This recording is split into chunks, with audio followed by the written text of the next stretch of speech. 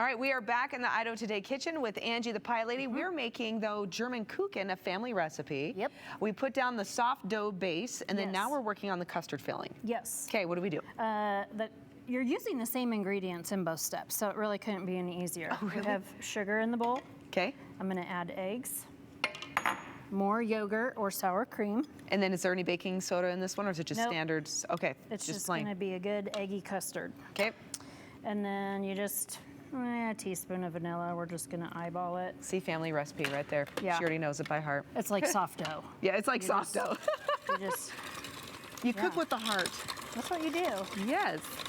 So you just give it a good mix to get it all blended. It doesn't have to be anything crazy. You can't. So a really simple recipe. Yes. Very simple. Well, and if you think about it, I mean, back in the day, I mean, this recipe is so old. They really didn't have a lot of fancy ingredients. So this is what it is. So yogurt, egg, sugar, vanilla, until creamy into a lovely custard. Yep. And then you just pour it on top of the fruit that you arranged on the soft dough. We did that recipe earlier before the break in case you're just now tuning in. We'll have this recipe available as well on the Idaho Today landing page at ktvb.com too.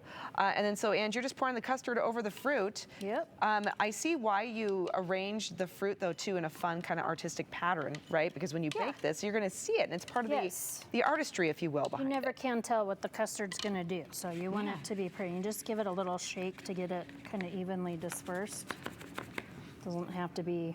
That one's marvelous. Being stubborn. And while you're doing that, I'm going to grab the finished plated parts here, or pieces. Just when you get ready to put it in the oven, you just give it a little cinnamon, and then you bake it at 325 for about an hour, or just until the custard's set. And I usually just give it a little shake, and if the custard doesn't move, you know it's done. It's a beautiful spongy looking texture, right? And I see why it's called kuchen, right? Which you said is German for cake. Yes. So it's, instead of being like a mousse texture or something like that, it is cakey. Okay, and this can is the eat apricot. it for dessert. We eat it for breakfast a lot, like a nice little breakfast treat. Like you can, for your afternoon tea, if you will. Yes, all my afternoon teas. Yeah. I will start making kuchen. Yeah. This is fantastic. Okay, so I just had the apricot. Seriously, that texture is really nice. Yeah. That is lovely. Okay, and then this is raspberry. Angie, what's your favorite? You know, I've been doing apricot for as long as I can remember, so that would probably be it. But I really do like the plum is more tart, and I like that balance. Yeah, the raspberry has a little bit of tartness to it, too. Yeah. That's really nice. I bet you could do it with Idaho huckleberries. I bet you could. That'd be fun. Yeah. Angie, thank you so much, everybody. We will see you back here tomorrow at 12:30 for Idaho Today. Have a fantastic rest of your day. This is delicious, Angie, as always. It feels